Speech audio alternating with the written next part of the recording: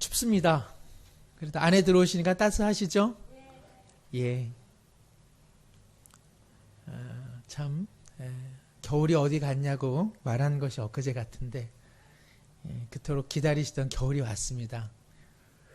겨울 중에 봄이 선다는 입춘이 참 무색합니다. 소한 대안에 한파가 없고 입춘에 이렇게 한파가 있으니 참 우리의 삶이란 한 치 앞도 예측하기 어려운 것 같습니다. 뿐만 아니라 중국에서 촉발된 신종 바이러스가 전 세계를 강타하고 있습니다. 하나님의 또 은총과 또 평강이 위에서 수고하는 모든 분들에게 또 절박한 삶의 형편 가운데 있는 분들에게 충만히 내려지기를 소망하게 됩니다. 오늘 함께 보는 민수기 이스라엘 사람들의 모습과 그들의 광야 여정길도 참 한 치 앞을 모르는 것 같습니다. 이 말씀을 드리는 이유는 민수기 1장에서 10장까지는 가나안을 향한 밝은 소망, 그리고 기대와 흥분된 발걸음, 그리고 대와 오와 열을 갖춘 60만 명의 이스라엘 장정들과 그 가족들, 무언가 기대가 되고 활기찬 발걸음이었습니다.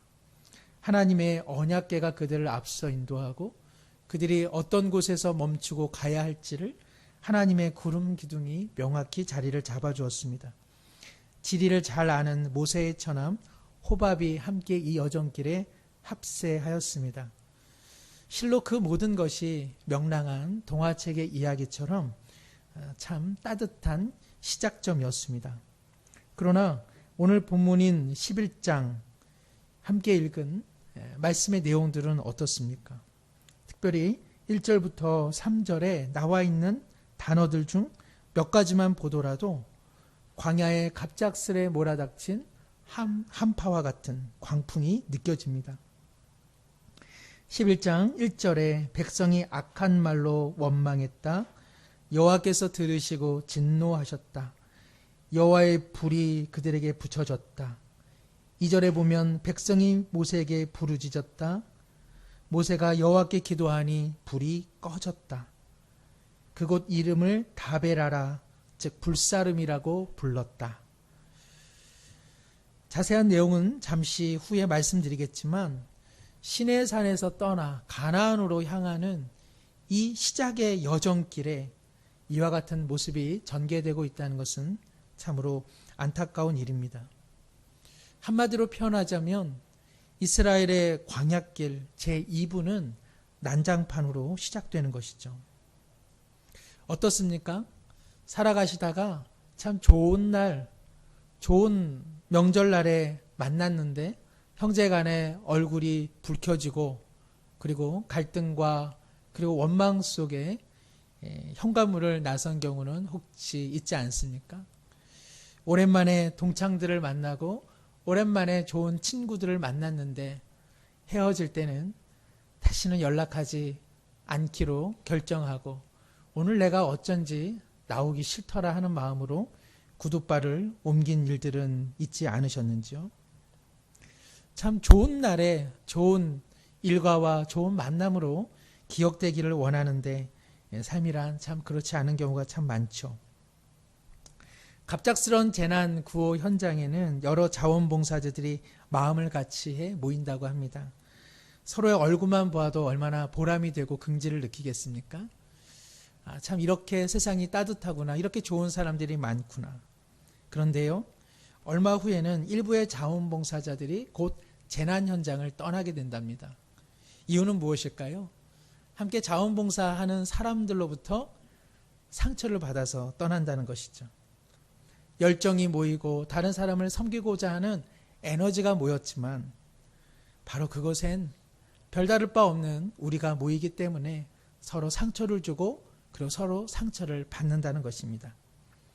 그토록 삶의 형편이 어려운 사람들을 돕고자 자원봉사자들이 전국에서 모여들었는데 다시금 그곳에서 서로를 상처 주고 공격한다라고 하는 것, 이것은 남의 이야기가 아닌 것 같습니다. 사람이란 참 묘한 존재입니다.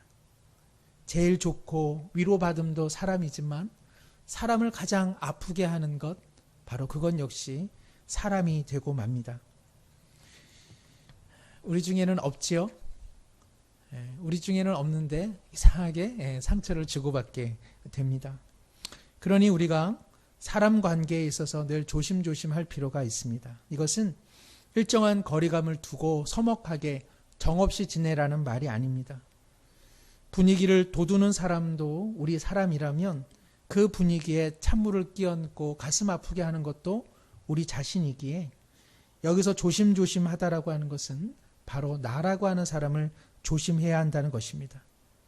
내가 어떠한지 또 내가 어떠한 태도와 어떤 말을 하고 있는지 불조심만큼이나 물조심만큼이나 자기를 조심해야 한다는 것이죠. 말씀드린 것처럼 분위기가 좋았던 이스라엘의 출발점은 민수기 11장에 들어서자마자 이처럼 난장판이 되고 황량해집니다.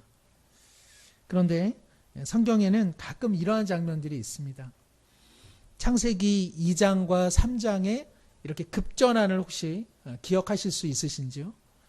1장에는 그리고 2장에는 하나님의 놀라운 창조의 역사, 그리고 하나님께서 인간을 아름다운 형상으로 지으신 에덴 동산의 행복한 풍경들이 기록되어 있습니다. 그러나 창세기 3장은 없다 합니까?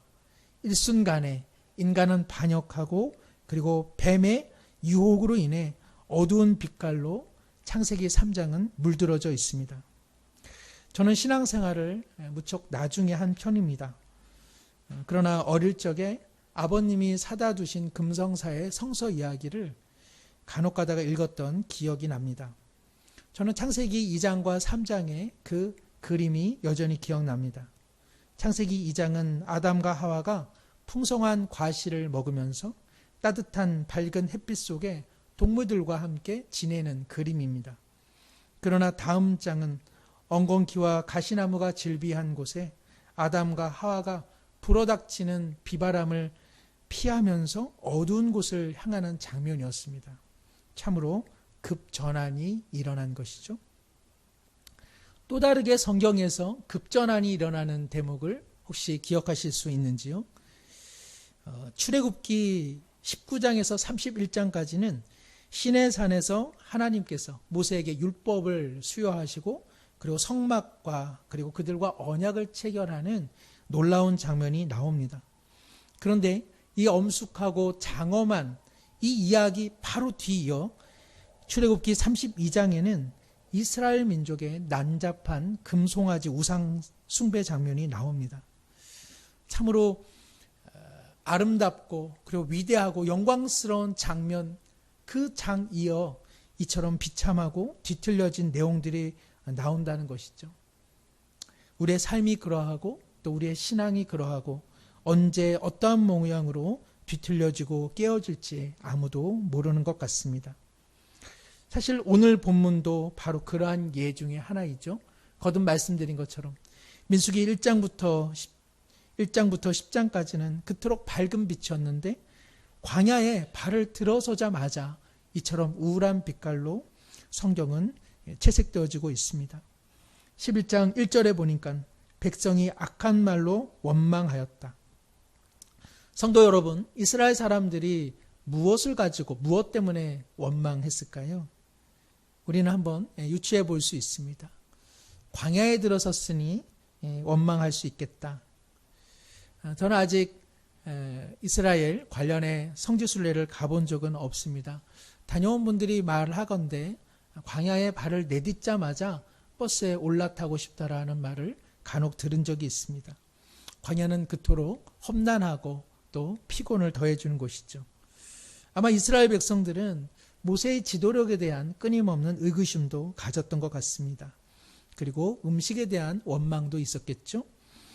그러나 오늘 1절에 여호와께서 들으시기에 백성이 악한 말로 원망하였다. 그들의 원망이 무엇이었는지 내용은 알 수 없지만 바로 하나님 들으시기에 참 원망의 말, 즉 하나님을 향한 원망의 말이었다는 것입니다. 이스라엘 백성들은 한 가지 습관적인 원망과 불평의 사람들이었던 것 같습니다. 무언가 잘 되면 행운이라 생각하고 자신의 일정한 노력이 수반되었다고 생각하는 것이죠.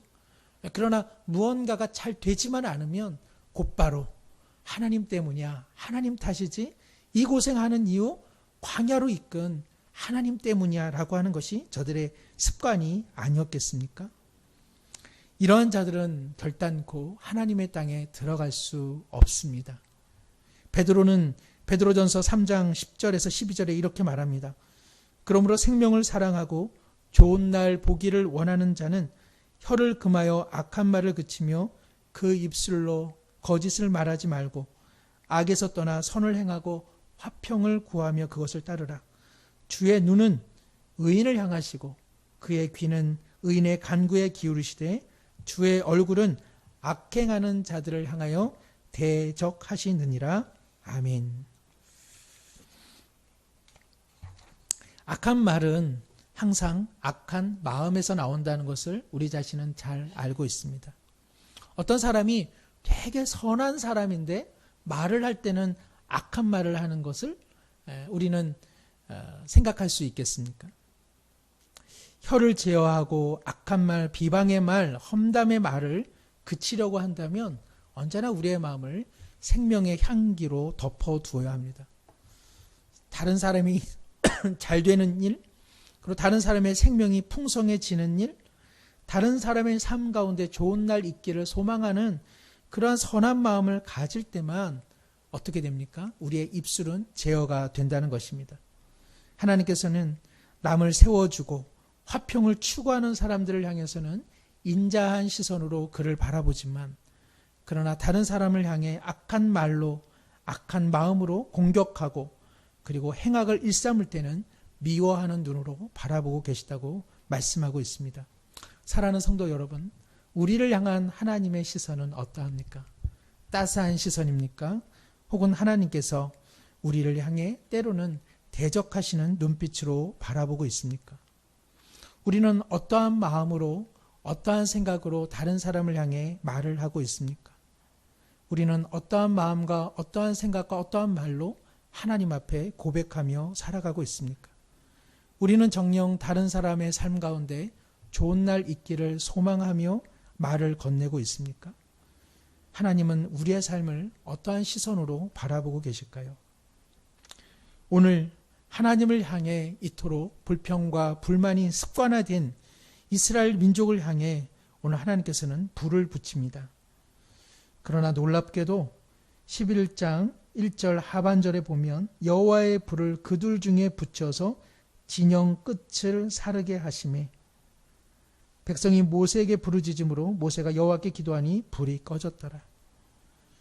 진영 끝을 사르게 하셨다라고 하는 것은 하나님께서 그들의 중심부를 강타하지 않고 그들에게 심판 중에도 긍휼함을 베풀었다는 것입니다. 그럼에도 불구하고 이스라엘 사람들의 이와 같은 불평과 불만, 불신의 행태는 고쳐지지 않습니다. 4절에 보면 그들 중에 섞여 사는 다른 인종들, 즉 이스라엘 민족이 출애굽할 때에 애굽의 핍박을 피해 이스라엘 민족과 함께 도망쳐 나온 비이스라엘 사람들이 있었던 것이죠. 그런데 이 사람들이 마음에 탐욕을 품었습니다. 그리고 이 탐욕의 영향을 받은 이스라엘 자손도 4절 하반절에 있는 것처럼 이스라엘 자손도 다시 울며 이르되 누가 우리에게 고기를 주어 먹게 하랴. 언약의 백성으로서 비이스라엘 사람들의 이 탐욕과 불평에 대해 제어해야 될 이 이스라엘 사람들이 고기를 먹지 못해 그들도 울며 고기 타령을 하더라는 것이죠. 비록 하나님의 불은 은총 가운데 진영 끝에서 사그러들었지만 악한 마음의 불씨는 이스라엘 진영 중심부에 다시 불타오르기 시작했다는 것입니다. 저도 고기를 좋아하지만 고기를 못 먹어서 울 정도인가, 저희 아이들이 좀 생각이 나긴 했습니다만 고기를 못 드셔서 우시기도 하는지요. 예. 그러나 이스라엘 사람들의 마음 한편에는 이 고기와 관련된 일종의 과거에 대한 화려한 기억으로 이 지난 시간들이 변색되어 생각난 것 같습니다. 5절에 보니까 우리가 애굽에 있을 때는 값없이 생선과 오이와 참외와 부추와 파와 마늘들을 먹었다. 애굽에 있을 때는 뭐 마치 무제한 시푸드점을, 그리고 무제한으로 소고기, 돼지고기 리필점을 이용했던 것 같다. 이렇게 스스로들 과거를 화려한 기억으로 변색해 놓고 있는 것이죠. 성도 여러분, 이스라엘 사람들이 광야에서 고기를 먹었을까요? 안 먹었을까요? 고기 맛을 한 번은 보았죠. 무슨 고기를 먹었죠? 메추라기를 먹었습니다. 사실 앞서 애굽에서 탈출한 후에 그들의 첫 목적지는 시내산이었습니다. 이스라엘 사람들은 그 시내산에 당도하기 전에 출애굽기 16장에 보면 이 무언가 먹을 양식에 대한 하나님께 요청을 했습니다. 거기에도 빠짐없이 육류에 대한 마음이 있었죠. 하나님께서는 저녁에는 메추라기를 보내주셨고 아침에는 이슬과 함께 만나, 이게 뭔가 하는 만나를 그들에게 선물처럼 주셨습니다. 만나는 이스라엘 광야 세월 동안 하나님께서 끊임없이 주신 은총이었습니다. 그러나 이 메추라기는 전체적으로 보건대 매일매일 주신 것 같지는 않습니다. 즉 메추라기라고 하는 육류는 일시적으로 공급되어지고 중지된 것이죠. 앞서 말씀드린 것처럼 또 10절에도 이 고기를 먹고자 하는 이 욕망이 그들에게는 신세 한탄으로 전이 되어서 그들은 슬피 웁니다. 고기를 못 먹음에 대한 울음을 넘어서서 애굽을 떠나서 이 무슨 날고생인가, 애굽을 떠나서 이 무슨 고생길에 접어들었는가 하며 불평과 불신의 울음을 터뜨리고 만 것이죠. 성도 여러분, 이스라엘 민족이 과연 애굽에서 이처럼 잘 먹었던가요? 애굽에서 원 없이 야채와 고기를 풍성하게 먹었던 사람들인가요? 이스라엘 사람들은 강성한 애굽의 무자비한 폭압 속에 노예와 같은 삶을 살지 않았습니까? 그들은 애굽 사람들에게는 없는 존재와도 같았습니다. 모세가 태어날 즈음 애굽의 바로는 이스라엘 민족을 말살하고자 그들의 아들들을 나일강에 버리게 하였습니다. 1933년 독일은 히틀러가 일당 독재로 정권을 잡은 후에 한 일 중 하나가 유대인을 2차 2급 시민으로 강등 조치를 하였습니다. 이것은 인종에 따른 차별법으로 유대인들이 일반 대학의 입학과 졸업을 금지시켰고 공무원도 금지시키고 일반 직장에 다니는 것도 금지시켜버렸습니다. 1938년쯤 니른베르크에서 실시된 전당대회에서 그들은 소위 니른베르크법을 제정하게 되는데 이것은 유대인과는 일절 상종해서는 안 되고 결혼하거나 연애를 금지시켰습니다. 즉 유대인을 오염된 인간, 오염된 물질로 본 것이죠. 그리고 더 나아가서 그해 11월 9일에는 독일 전역에 있는 유대인 상점의 약탈과 방화 사건을 모두 다 묵인하였습니다. 모든 상점은 파괴되었고 유리창은 부서졌으며 유대인 회당들이 다 소각되고 말았습니다. 이 사건으로 독일은 유대인들을 학살하거나 추방하고자 하는 나치당의 정책을 본격적으로 실행해 나갑니다. 이것은 비단 1930년대 유대인들이 독일에서 겪은 삶의 모습일 뿐 아니라 애굽 제국 속에서 살았던 이스라엘의 비탄한 삶의 모습이었습니다. 그럼에도 불구하고 이스라엘 민족은 고기를 먹지 못하는 자신들의 지금의 현재를 한탄하며 오히려 지난 시절이 마치 화려했고 좋았던 것처럼 생각들을 왜곡시키고 있는 것입니다. 그러나 한편으로는 애굽 사람들, 이스라엘 사람들의 이러한 모습이 참 연민을 자아냅니다. 애굽에서 미래가 있었겠습니까? 하루를 버텨내야만 했던 이스라엘 사람들에게 미래를 꿈꿔본다는 그것은 배부른 일이었는지 모릅니다. 자유를 원해 탈출했지만 자유라는 것을 경험하지 못한 이스라엘 사람들에게 책임이 뒤따른 것도 그들은 자각하지 못했을 것입니다. 내일이 없었기에 내일이 두려웠고, 그래서 오직 현재가 좋아야 하며 현재가 불행하기에 과거를 좋았던 시절로 마음의 왜곡이라도 해서 살아내려고 했던 사람들, 그것이 바로 이스라엘 사람들이었습니다. 18절과 20절 내용을 보면 하나님께서는 이스라엘 민족의 고기에 대한 이 마음을 1절 들어줍니다. 18절에 보면 또 백성에게 이르기를 너희 몸을 거룩히 하여 내일 고기를 먹기 기다리라. 너희가 울며 이르기를 누가 우리에게 고기를 주어 먹게 하랴. 애굽에 있을 때에 우리에게 좋았다는 말이 여호와께 들렸으므로 여호와께서 너희에게 고기를 주어 먹게 하실 것이라. 그런데 20절에 보시면 뭐라고 되어 있나요? 우리 한번 함께 읽어볼까요? 냄새도 싫어하기까지 한 달 동안 먹게 하시리니 이는 너희가 너희 중에 계시는 여호와를 멸시하고 그 앞에서 울며 이르기를 우리가 어찌하여 애굽에서 나왔던가 함이라 하라. 그들의 울음은 바로 하나님의 마음을 아프고 괴롭게 했습니다. 하나님은 이스라엘 민족을 통해 멸시를 당하고 있었던 것이죠. 이로 인해 메추라기를 먹게 되지만 이스라엘 민족에게 이 메추라기는 양날의 칼과 같았습니다. 오늘 함께 읽은 1장 11장 31절에 그토록 많은 메추라기가 사방으로부터 이스라엘 민족 진영에 몰려옵니다. 하지만 33절과 34절을 보건대 고기가 아직 이 사이에 있어 씹히기 전에, 다 소화가 되기도 전에 여호와께서 백성에게 대하여 진노하사 심히 큰 재앙이 그들 가운데 내렸다고 오늘 성경은 말씀하고 있습니다. 아마도 이스라엘 민족을 탐욕으로 부추겼던 비이스라엘 사람들과 이들의 말에 요동을 쳤던 중심적인 인물들이 심판을 당한 것이죠. 그리고 그곳 이름을 기브롯 핫다아와, 즉 탐욕의 무덤이라고 오늘 성경은 기록하고 있습니다. 바베라라고 하는 불사름에서 시작된 민수기 11장은 기브롯 핫다아와, 즉 탐욕의 무덤이라고 하는 이 비참한 명칭으로 마무리되어지고 있습니다.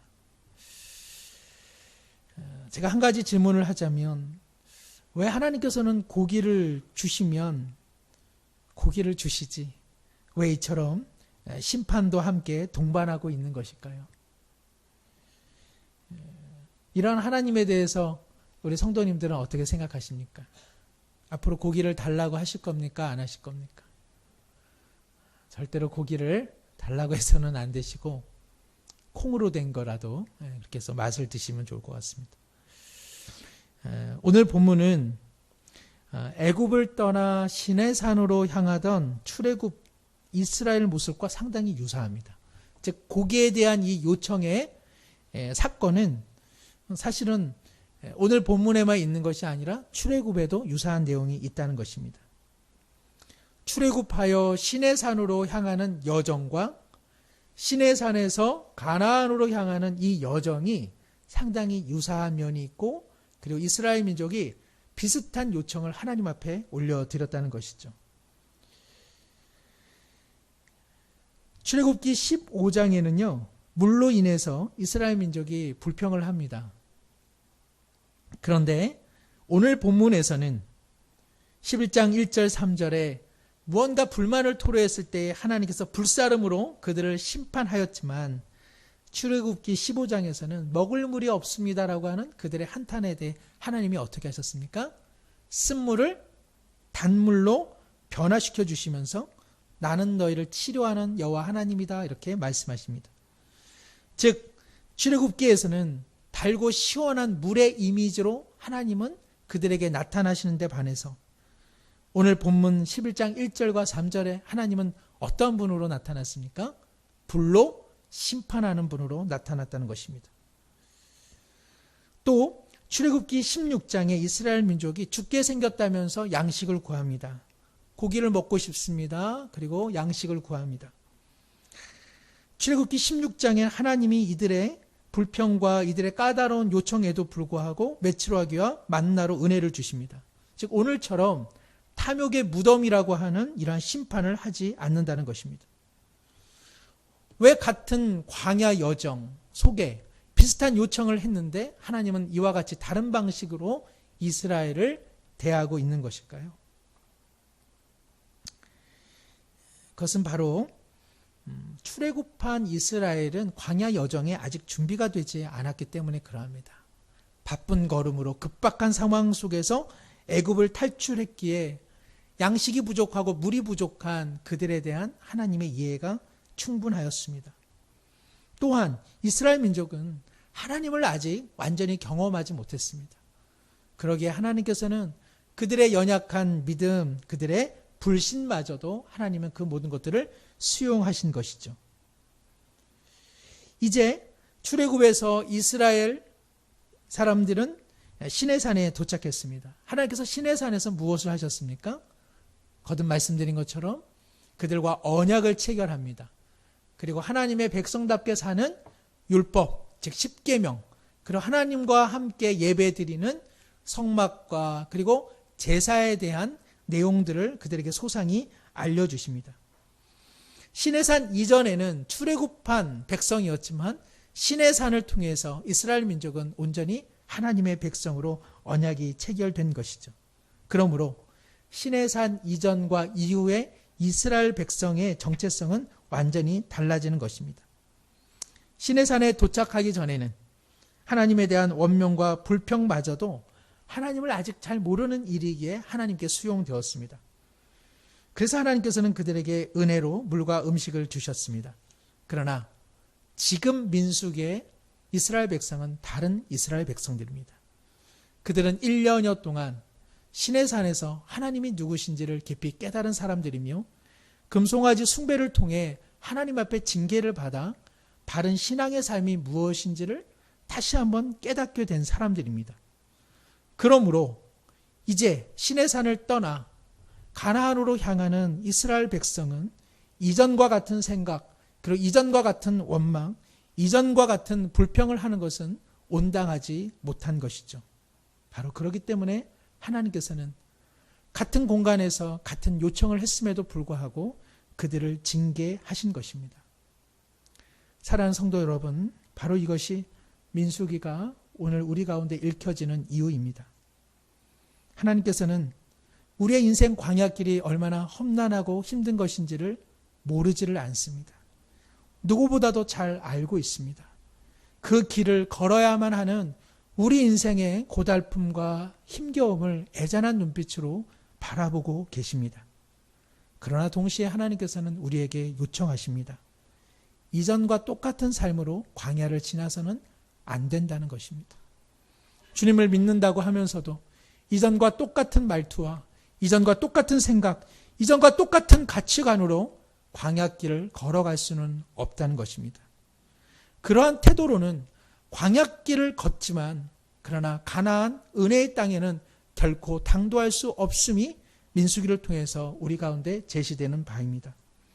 하나님을 향해 마냥 응석바지의 어린이 신앙으로는 광야길을 그 누구도 통과할 수 없습니다. 좋은 일이 일어나면 내 노력이고 행운이었다고 말하면서 조금만 삶의 어려움과 힘겨운 일들만 생기면 하나님의 탓으로 돌려버리고 하나님 왜 대체 내게 이런 고난을 주시냐며 원망하고 습관적인 악한 말과 악한 마음으로 하나님을 대면해서는 결코 광야길을 관통해 나갈 수 없다는 것입니다. 하나님을 알지 못하는 사람들의 말에 흔들려서 그 말에 울고 웃는 그러한 세상 소리에 휘둘리는 삶의 자세로는 결코 누구도 험한 인생 광야길, 믿음의 길 걸어갈 수 없다는 것입니다. 하나님의 나라에 대한 소망을 반드시 꿈꿔야 합니다. 오늘이 힘들다고 해서 자꾸만 과거의 이불 속으로 기어 들어가서는 미래를 향한 하나님 나라에 당도할 수 없다는 것입니다. 사랑하는 성도 여러분, 우리 모두는 광야길을 걸어가고 있습니다. 그러나 광야길을 걷는다는 것이 가나안 은혜의 본향에 당도할 수 있음을 보증하는 것은 아닙니다. 하나님께서는 언약궤로 이스라엘 백성을 인도하시고 그리고 구름 기둥으로 저들을 돌보고 계십니다. 바로 거기에 광야길을 통과할 수 있는 은혜가 있는 것입니다. 신의 산에서 언약의 백성이 된 사람들의 모습답게 우리에게 닥쳐진 광야길을 이전과는 다르게 걸어가야만 한다는 것입니다. 애굽에서 방금 나온 그 생각과 그 가치관으로 여전히 광야길을 걸어간다면 그때는 하나님의 은혜를 누리기가 어렵게 되는 것이죠. 사랑하는 성도 여러분, 우리 모두 광야길을 걸어갑니다. 그리고 우리는 서로에게 권면하고 위에 기도할 필요가 있습니다. 이제 우리는 신의 산 이후 언약의 백성답게 광야길을 걸어가야 한다는 것입니다. 우리 같은 사람들을 자기 백성 삼으신 하나님을 기뻐하며 주님을 신뢰하며 걸어가기를 소망합니다. 악한 말과 악한 마음을 버리고 세상 소리가 아닌 하나님의 소리에 귀 기울이면서 서로에게 좋은 날 있기를 소망하며 걸어가야 하는 것입니다. 서로에게 하나님의 생명이 느껴지고 풍성해지도록 우리 사랑하는 모든 우리 수유중앙교회 성도님들이 함께 이 광야길을 이전과는 다른 은혜로, 믿음으로, 생명으로 함께 걸어가기를 소망합니다. 이 시간에 우리 함께 잠시 기도하기 원합니다. 주님, 내가 하나님의 언약의 백성이라고 고백은 하면서도 여전히 신의 산 이전에 사람처럼 습관적으로 불평하고 악한 말로 사람들의 마음을 부추기고 그리고 좋은 날에 대한 하나님에 대한 소망을 꺾어버리고 살아간 것은 아닙니까? 주님, 내 모습 가운데 광야에 조금만 어려움이 있어도 하나님을 습관적으로 원망했던 마음은 있지 않습니까? 주여, 저의 죄와 저의 연약함을 주 앞에 고백하오니 주님, 이 이스라엘 민족과 같은 환난과 징계를 받기 전에 마음과 생각을 돌이키게 하여 주옵소서. 이 시간 한번 우리 자신의 연약함을 십자가의 그늘 밑에 내려놓으며 회개하겠습니다.